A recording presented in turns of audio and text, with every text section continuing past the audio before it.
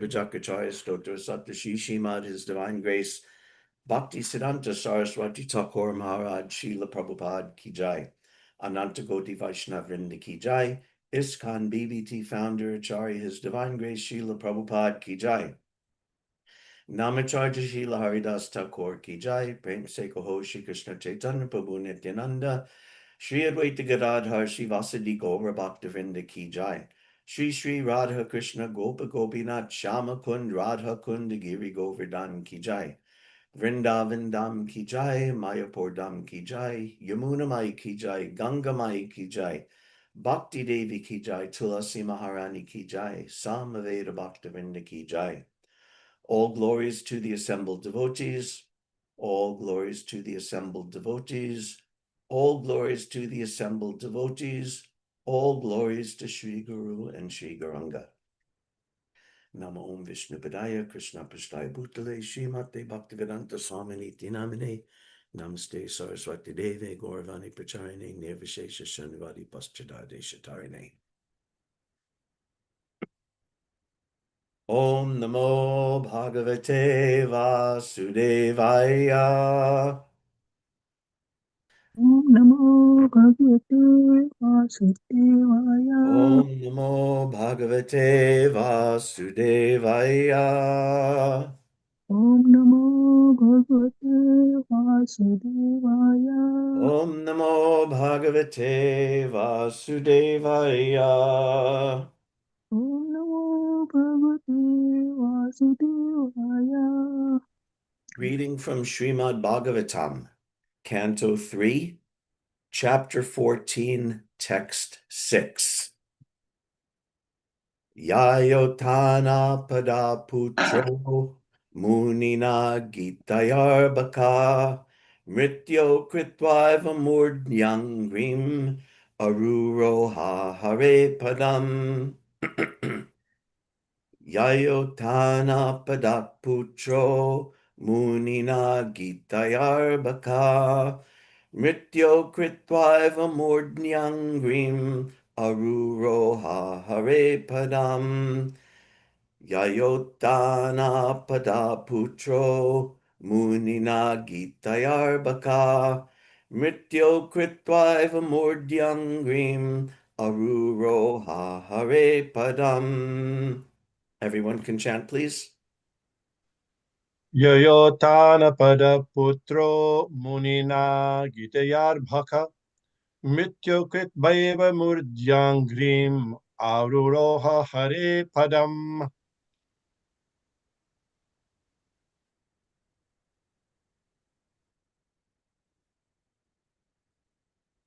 Anyone else? Yayotanapada putro munina gitayarbhaka mrityo kritvaiva murdhyan angrihim aruro hare padam.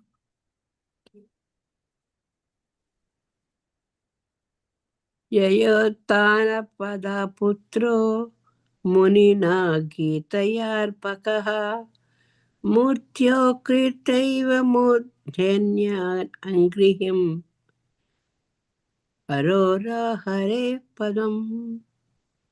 Hare Krishna. Hare Krishna.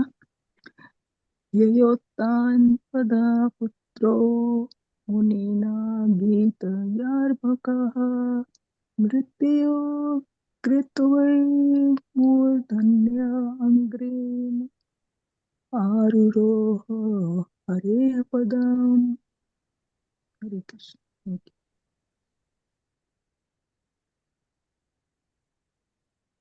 Anyone else? Okay, word for word translation. Yaya, by which? Uttanapada, of King Uttanapada. Putra, son. Munina, by the sage. Gitaya, being sung. Arbaka, a child. Mrityo, of death. Kritva, placing. Eva, certainly. Mordni, on the head. Angrim, feet. Aruroha, ascended. Hare, of the personality of Godhead. Padam, to the abode. Translation. By hearing these topics from the sage, Narada, the son of King Uttanapada, Dhruva, was enlightened regarding the personality of Godhead, and he ascended to the abode of the Lord, placing his feet over the head of death. Purport by His Divine Grace Srila Prabhupada.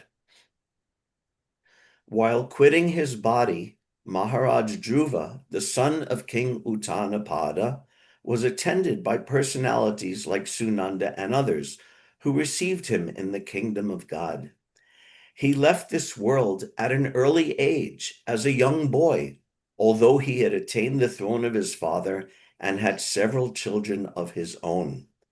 Because he was due to quit this world, death was waiting for him. He did not care for death, however, and even with his present body, he boarded a spiritual airplane and went directly to the planet of Vishnu because of his association with the great sage Narada, who had spoken to him the narration of the pastimes of the Lord. Verse again.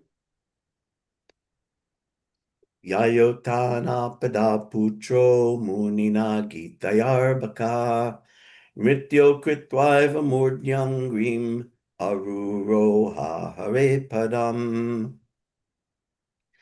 By hearing these topics from the sage Narada, the son of King Uttanapada, Dhruva, was enlightened regarding the personality of Godhead, and he ascended to the abode of the Lord, placing his feet over the head of death.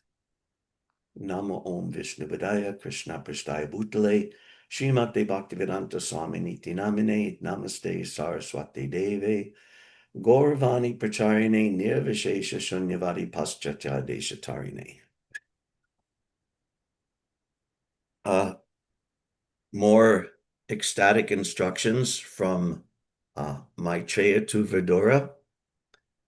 And in the previous verse, Maitreya talked about the importance of hearing Krishna Katha as sung by the great devotees. And now he's saying something very interesting, I found interesting. Sometimes we say that Krishna consciousness is a science, and it is.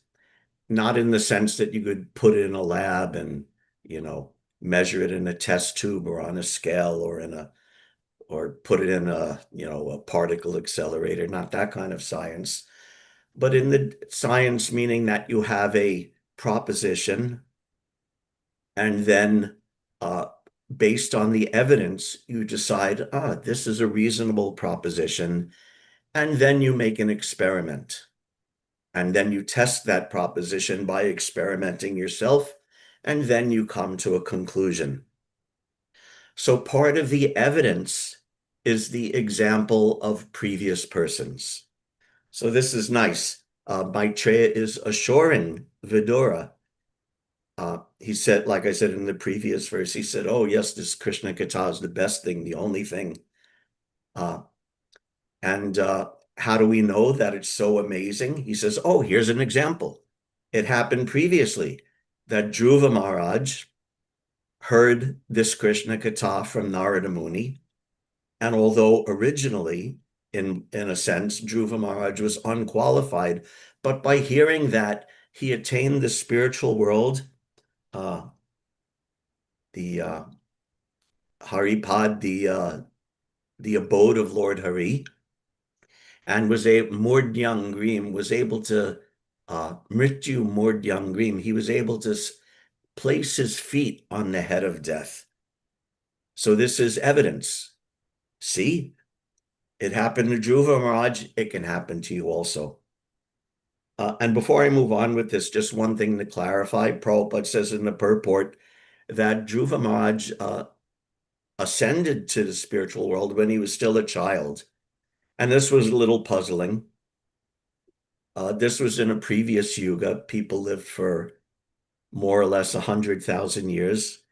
And it's described that Dhruva Maharaj, he ruled of course, after the pastime of his Kumara age as a child, of going to the forest, being angry and envious and upset because of his mother and his father's behavior. He left, he went to the forest, and that was, he was just a little child, but after that he became king, and it's described, he ruled the Earth planet for 36,000 years.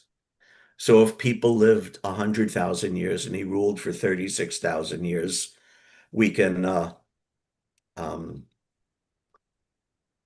what's the word I'm looking for? Anyway, we could sort of reduce that down, that by current standards, that's like he was king for 36 years, right? Out of a 100-year lifetime. So what does it mean that he attained when he was still a child? That's, and I was a little puzzled until I found this later on in the fourth canto, when after Dhruva Maharaj actually meets the Supreme Personality of Godhead, and the Lord offers him benedictions, and he actually describes to Dhruva in summary form what his whole future life will be. And the Lord says to Dhruva, Prashtite tuvanam pitra, datvagam dharma samshraya, satchim shad varsha sahasram, rakshitavya hatendriyaha. Prashtite tuvanam pitra. Eventually your father will leave the kingship and retire to the forest, as all good kings do. They give up the kingship, they pass the kingdom to their son or to the qualified person, and they leave to do vanaprastha and just meditate in the forest. And so that means Dhruva will be left as king. Datvagam dharma samshraya. Dharma samshraya, he will rule in perfect religion, perfect piety. He'll perform his duty perfectly as king. He'll be the most perfect king, Dharma samshraya. For how long? Satchim shad varsha sahasram. For 36,000 years, he will rule as king. But he also says, Rakshitavya hatendriya. Your senses and your body will remain perpetually fresh, strong, and youthful throughout all this times. And Prabhupada, the literal words is Rakshitavya hatendriya, that his senses will be protected from degradation. But in the translation to that verse 4922, Prabhupada says this means that Dhruva will never grow old. So I'm taking it that this is the meaning when Prabhupada says he was still like a child, even though he had lived for 36,000 years of ruling. And of course, he was roughly 5 years old when he went to the forest. We don't know how long it was before Uttanapad retired, but 50,000 years later. So he was, in one sense, by years, he was not young, but by the blessings of the Lord, his body and his senses were ever fresh, ever youthful. So my understanding is that this is what Prabhupada means in today's purport when he said that Dhruva was still like a child. It means he still had that youthful strength and freshness of his body and of his senses. But in any case, like I said, Maitreya is saying, look, this is the example. It happened. Narada gave Gitaya. He sang these pastimes to Dhruva, and he attained the spiritual world and stepped on the head of death, which means he's assuring Vidura. Of course, Vidura is already a pure devotee. He knows this, but still Maitreya is preaching, and you too. You hear about the Supreme Personality of Godhead and his pastimes, and you will also step on the head of death. And this stepping on the head of death, you could take it either figuratively, that by stepping on the head of death means you'll pass over ordinary material death. In the material world, when someone dies, for one who is born, death is certain, and for one who dies, birth is certain. Dying in this material world means you'll take birth again. But dying for the devotee means you're attaining the spiritual world. In this way, you're not subject the devotee is not subject to death in the same way. Just like Narada Muni, who taught Dhruva Maharaj, it's described in the first canto, that when he left his body, his previous body before becoming Narada Muni, that death was like simultaneous lightning and illumination. So his death was actually a moment of illumination, when normally it's a time of ignorance and being covered over. So for the devotee, it's illumination. The time of death means, I'm attaining to Krishna. So death holds no fear. Everyone's scared of death, right? Even the devotees, we keep a healthy fear of death. What's his name? Now his name's escaping me, the famous movie maker, said, I'm not, right.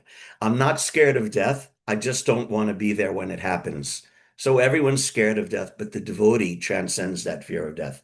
And in Dhruva's case, it's also described literally that, like Prabhupada said in the purport, the time for Dhruva's death was there after his however many tens of thousands of years it was. So naturally, death personified came at that time, because for everyone, death personified comes. Of course, Dhruva was so elevated and such an important person that death personified was actually there and he could see him and, deal with him.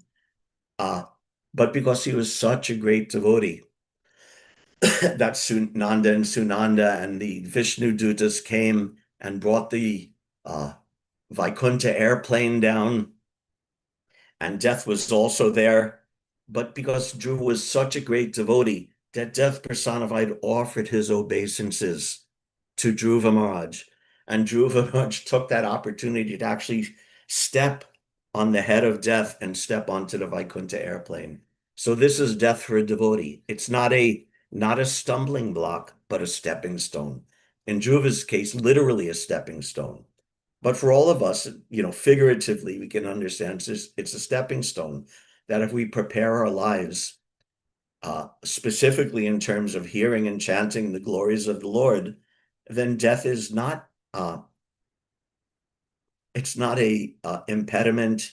It's not hellish. It's not fearful. Rather, it says, like when Prabhupada was in India during World War II and the bombs were dropping, and Prabhupada said, I see Krishna's coming. People were scared, the bombs, you go in the bomb shelter.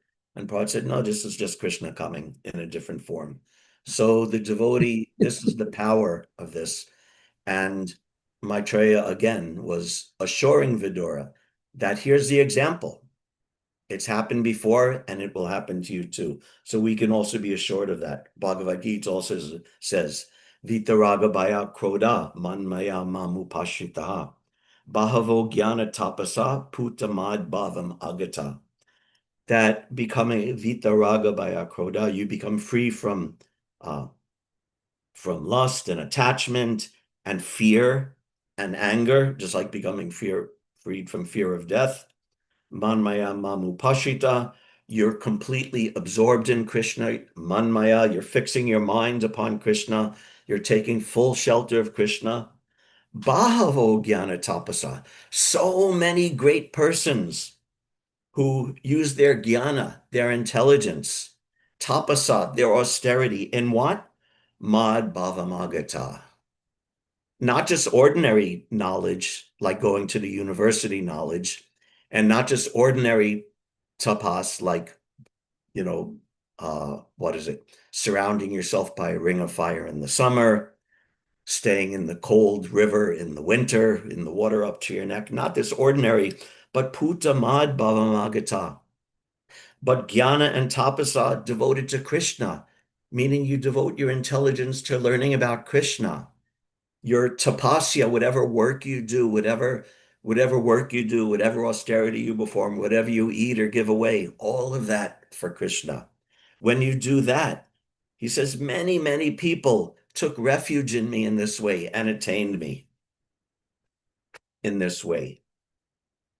Many persons in the past became purified by knowledge of me and thus they all attain transcendental love for me, Bhagavad Gita says.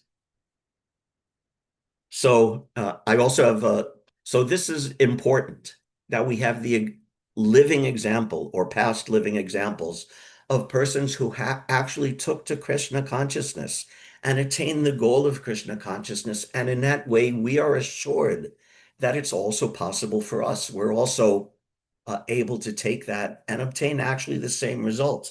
And Prabhupada had hopes of that we would take this process and actually return back to Godhead in this life if possible. Long ago, when I first started getting into Krishna consciousness as a very ignorant young man, I started going to the New York Temple and I became a life member. So I became a life member and they gave me a big stack of books. And then I made the mistake. Well, I don't know. Anyway, I ended up going away to college for 1 year. And the books I had Bhagavad Gita. They had given me Bhagavad Gita, first canto of Srimad Bhagavatam, which at that time was 3 volumes, Nectar of Devotion, and Srila Prabhupada Lilamrita, volume 2, because volume 2 was actually printed first. And that was planting the seed about Prabhupada starting Krishna consciousness in the Lower East Side. And each of those books, each book had like a different meaning and like a different lesson for me at the time. Remember, I was so completely very, very new to Krishna consciousness. And reading Bhagavad Gita was such a perfect introduction to the basics of Krishna consciousness. Of course, it also contains the highest goal of Krishna consciousness, but it's the perfect book for introducing everything. Who is Krishna? Who is the living entity? What's the nature of the jiva soul? What's the relationship between the jiva and God? So perfect. And I didn't know it at the time, but later I learned how Prabhupada said that Bhagavad Gita is like ABCs or like elementary school, and Srimad Bhagavatam is like advanced studies, like college studies. So when I learned that, when I heard that Prabhupada had said that later on, I understood, yes, that was actually my experience. So Bhagavad Gita gave me that original, teaching, the basis of Krishna consciousness, and then reading the first canto of Srimad Bhagavatam, there's so much more in-depth knowledge about the nature of the soul and the nature of Krishna. And especially I remember learning about all the different incarnations. There's all the scheduled incarnations in the whatever it is, second or third chapter of the first canto. I can't remember exactly. And I especially loved that chapter. So I understood, yes, this is the graduate study. This is the advanced study, the same teachings in Bhagavad Gita, but so much more in depth and so much more detail and expansion of that ideas. And then Nectar of Devotion. Nectar of Devotion was the example of the total sweetness of Krishna and Krishna consciousness. When you read that and all the pastimes, that it was both scientific and so sweet. Scientific, everything is categorized very nicely, and there's lists and categories, and symptoms from understanding different things. But what especially struck me at the time was the total sweetness. All these amazing, incredible pastimes of Krishna are being described. And that's what I learned from Nectar Devotion. And then Srila Prabhupada Lilamrita.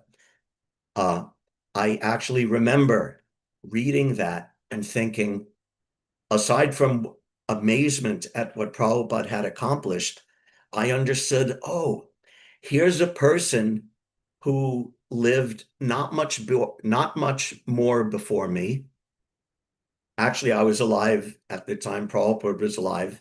And if I wasn't a nonsense, I could have gone to the Lower East Side when Prabhupada was still present with us and personally taken shelter, but I was too sunk in ignorance. But I was thinking, yes, this person, most recent history, literally just a couple of years earlier, was living and practicing this Krishna consciousness. And here's an actual example, a living person who was practicing Krishna consciousness and perfect in Krishna consciousness and absolutely manifesting the reality of Krishna consciousness. And I was thinking, just like Maitreya is giving to Vidura, that, oh, here's a person who did it. Here's an example of a person who did it. And if he did it, I can also do it. It's also a possibility for me to take this to this Krishna consciousness. And seeing that was so instrumental in me actually, growing to make the decision to actually take to Krishna consciousness. I won't say fully because I still haven't taken to it fully, but taking it with a certain degree of seriousness as the goal of my life. So having that example is so important, so vital, actually. Without that example, it's going to be very hard. The beginning of Krishna consciousness is Shraddha, faith. But if you don't have an example of a person who is doing it, who's manifesting it in reality, then developing that faith is going to be very difficult. And that's also why the example of Dhruva given by Maitreya is such a wonderful example. Dhruva did not start off Krishna conscious, and neither did I start off Krishna conscious. He was a young boy. He was angry. He was envious. He wanted revenge. These are not devotional qualities. But still, in the search for those things, he approached Krishna, knowing that Krishna was the best source of that kind of anything. Just like, what is it, Bhagavad Gita? Chaturvidha bhajante mam jana sukritan orjuna. That people come to Krishna with material desires, with impure desires. But if they approach Krishna for it, then they're pious. And gradually they'll be purified. Prabhupada in the purport to that verse of Bhagavad Gita says, when these four kinds of persons come to the Supreme Lord for devotional service and are completely purified by the association of a pure devotee, they also become pure devotees. So not just being Krishna conscious, but Dhruva's whole life history is such a perfect example that all of us can see and all of us can draw inspiration from and emulate. That, okay, I'm not pure. My material desires are countless, but approach Krishna and Krishna will purify that. What's the, let me see if I could find this. I marked it. Dhruva Maharaj, remember he wanted a kingdom greater than his grandfather, a kingdom even greater than Lord Brahma. And he got it. But when he got it from the Lord, he felt ashamed. This is from Hari Bhakti Sudodaya, quoted in the Chaitanya Charitamrita. Stanabhilasi tapasi stitoham tvam praptavan deva munindraguyam kacham vichinvan api divyaratnam swaman kritartosmi varam nayache.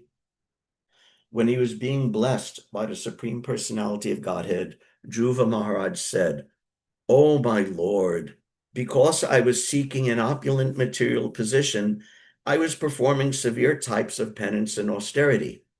Now I have gotten you, who are very difficult for the great demigods, saintly persons, and kings to attain. I was searching after a piece of glass, but instead I have found the most valuable jewel. Therefore, I am so satisfied that I do not wish to ask any benediction from you."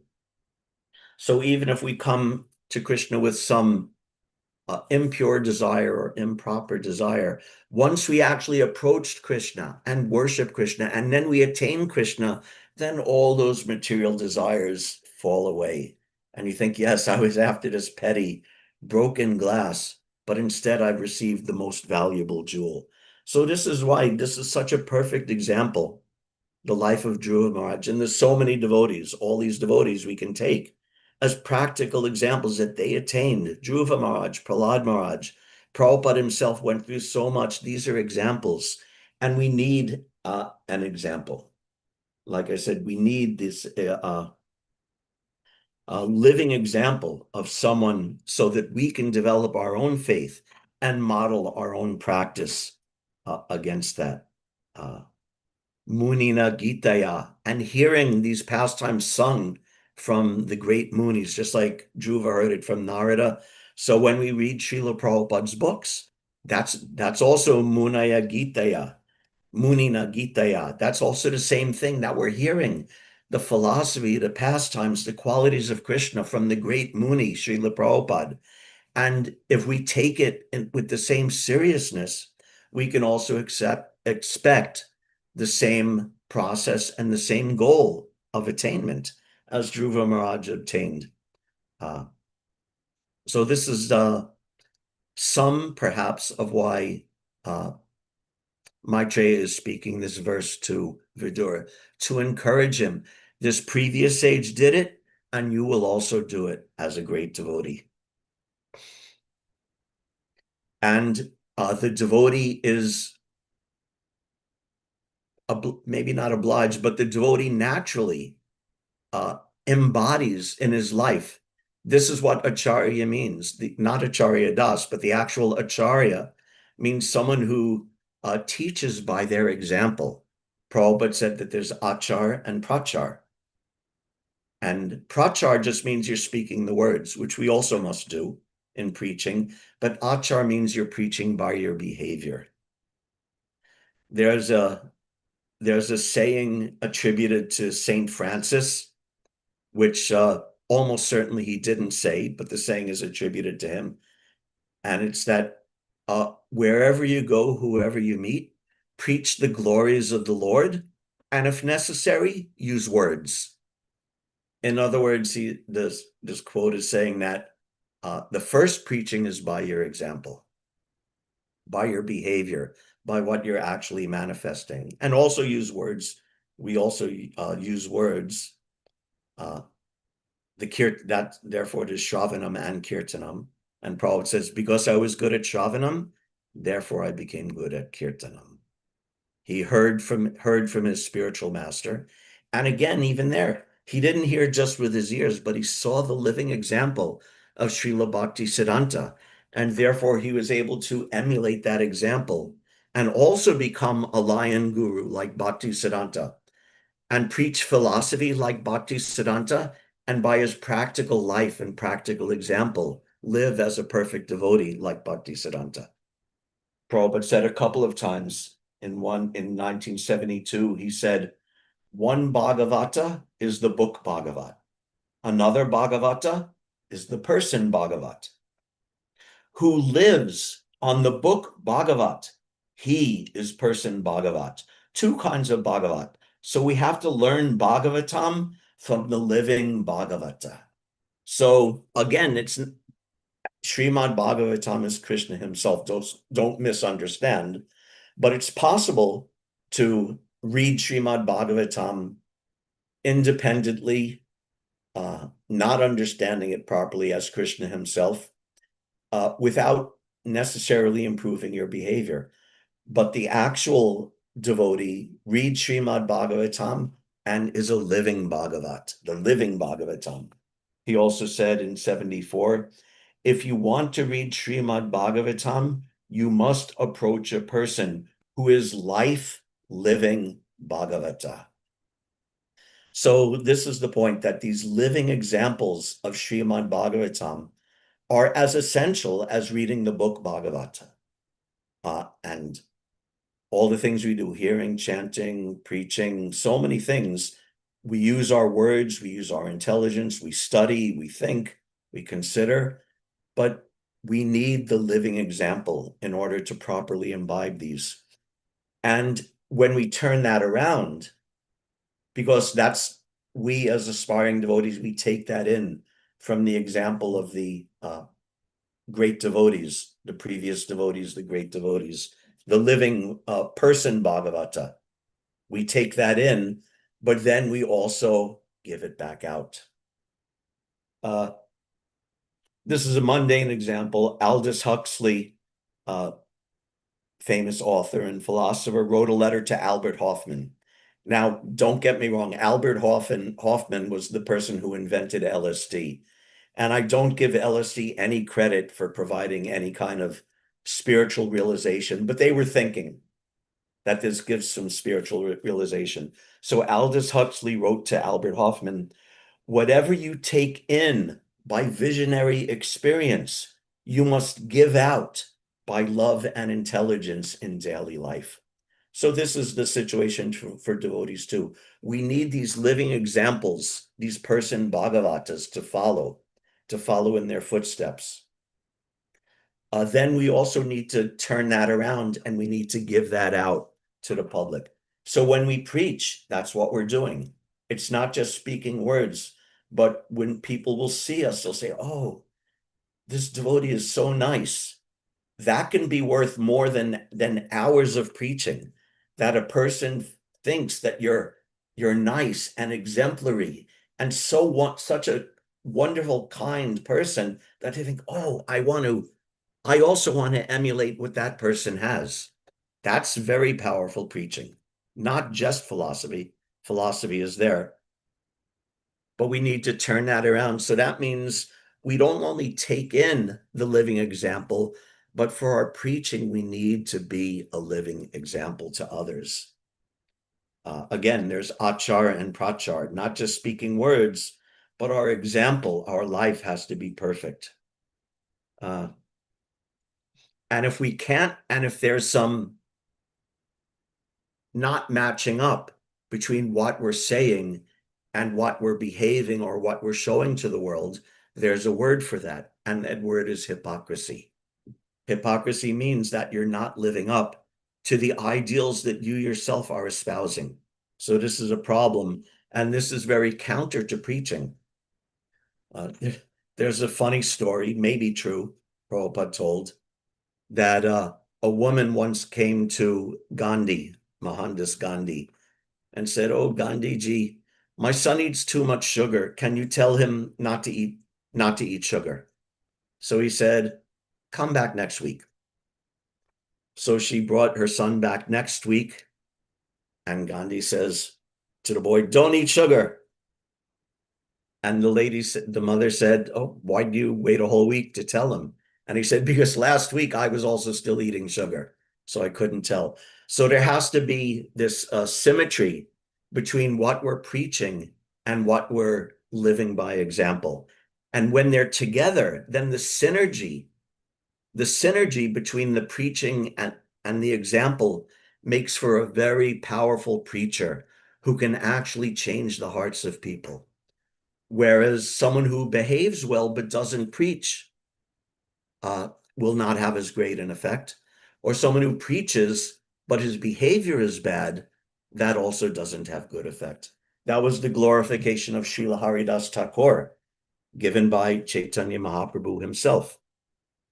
That it's just before his passing away, Mahaprabhu said, some people preach but don't behave well. And some people behave well but do not preach. But Haridas Thakur does both of them perfectly in service of the holy name. Therefore, he is the greatest devotee in the world. So we take in the example of those devotees around us, the advanced devotees, as well as present now, as well as the previous acharyas. And when we preach and when we associate with others, including with other devotees, we also need to embody that, not just in our words, but we also need to be the example all around us, to the people we preach to, the non-devotees, to the devotees we associate with. We also have to be exemplary in our behavior and our preaching. So we preach to whatever degree we can, even if we don't know very much. Prabhupada said, if I say to you, Krishna is the Supreme Personality of Godhead, and then if I actually believe it and turn around and tell someone, yes, Krishna is the personality of Godhead, that's perfect preaching. But when we understand that and we've also embraced Krishna as the Supreme Personality of Godhead and devoted our life to serving him, then when we tell someone Krishna is the Supreme Personality of Godhead, it carries infinitely more weight and infinitely more potential to influence the person to whom we're preaching. And then the final situation that I'm thinking of, where we need to be a good example as evidence of the efficacy and evidence that Krishna consciousness is being practiced properly, is that we have to be an example to ourselves. Like I said at the beginning, this Krishna consciousness is a science, and that means we have to do the experiment. And if we do the experiment, we have to test whether we're actually getting the result. That I'm practicing Krishna consciousness, am I actually becoming Krishna conscious? This is also described in the Bhagavatam in the 11th canto, that bhakti pareshanubhava viraktir anyatra cha aisha trika eka kala prapadyamanasya yatasnatasyus tushti pushti kshud apayo nugna sam. That bhakti pareshanubhava virakti, bhakti para isha anubhava virakti, that if you're worshiping para isha means controller, and para is supreme. So if you're worshiping the Supreme Personality of Godhead, Krishna, then we can expect bhakti, that your devotion will increase. Anubhava, that you'll be tasting the nectar of Krishna consciousness, of serving Krishna. And virakti, that you'll be gaining detachment for the pale imitation pleasures of this material world. Anyatra chaisha trika ekakala, that these three things are going to happen all at one time. That you're growing love and devotion for Krishna, you're tasting the nectar of Krishna consciousness, and you're losing your taste for material enjoyment. Those three things will happen at once if you're actually engaged in Krishna consciousness. And what's the example given? Prapadyamanasya yatashnatashyus. This is exactly like when you're eating, when a person's eating. Tushti, pushti, tushti, pushti, kshud apayo, nugasam. Just like when you're eating, as soon as you eat, tushti, you're gaining satisfaction, or which is satisfaction, and pushti, you're gaining nourishment, and kshud apaya nugasam, and the third thing is that your hunger is going away. So you're gaining, when you eat, you're gaining the pleasure, the satisfaction of eating. This is like the increase of your bhakti. You're gaining nourishment. What's the nourishment? Anubhav. You're tasting the nectar of a loving relationship with Krishna. This is the actual nourishment that you gain from Krishna consciousness. And because you're being nourished, what does that mean? When you're eating, your hunger goes away. After you eat a full meal, you're hungry, you eat a meal, then you're not hungry anymore. So this is virakti, this is detachment from the material world. The pleasure and the nourishment that you get from Krishna consciousness means you no longer have to be attached to the pale imitation pleasures of the material world. And all of these things are happening simultaneously for one who's worshiping Krishna properly. Just like when you eat, everything comes.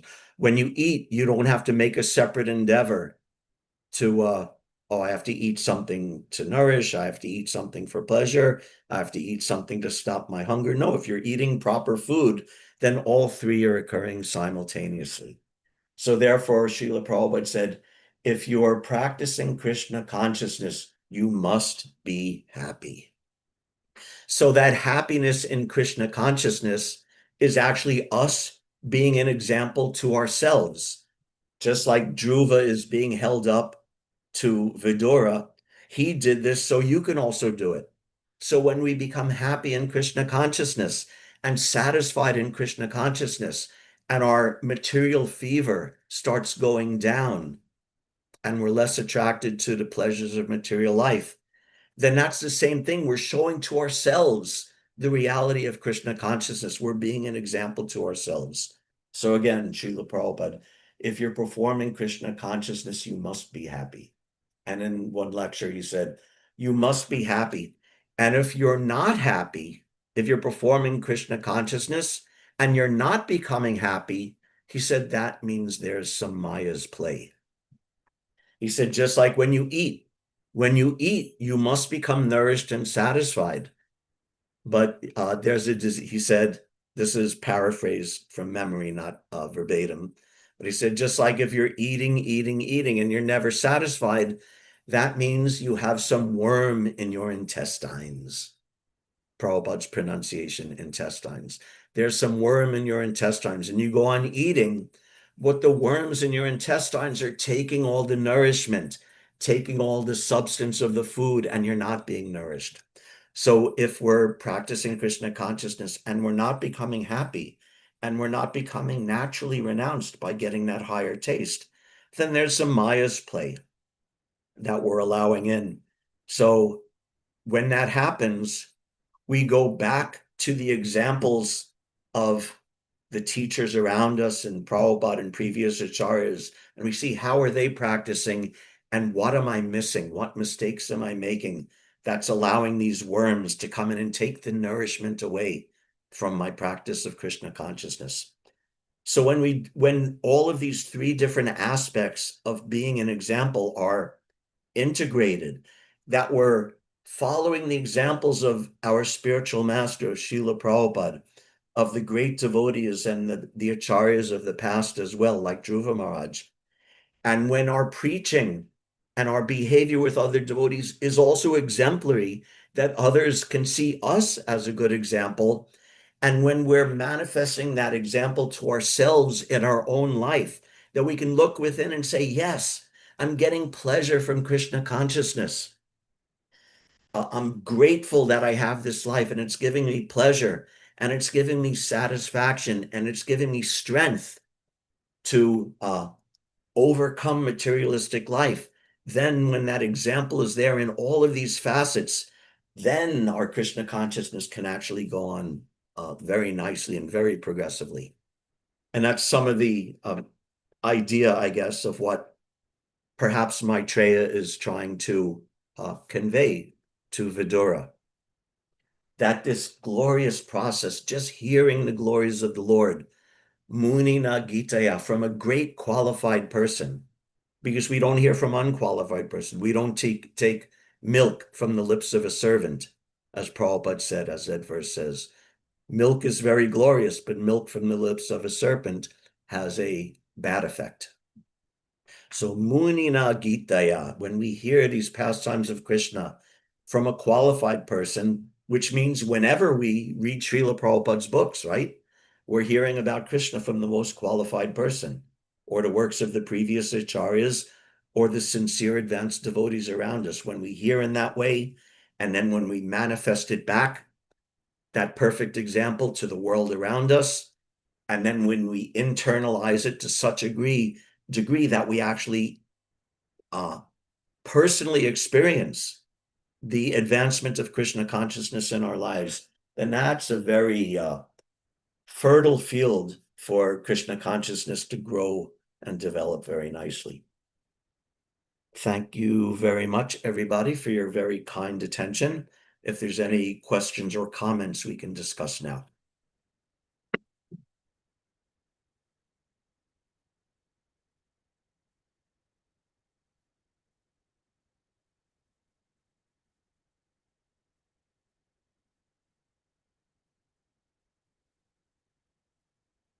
Going once, going twice. Okay, Hare Krishna, everybody. Thank you very much for your very kind attention. I'm sure everybody's already getting excited and working hard for upcoming Rath Yatra.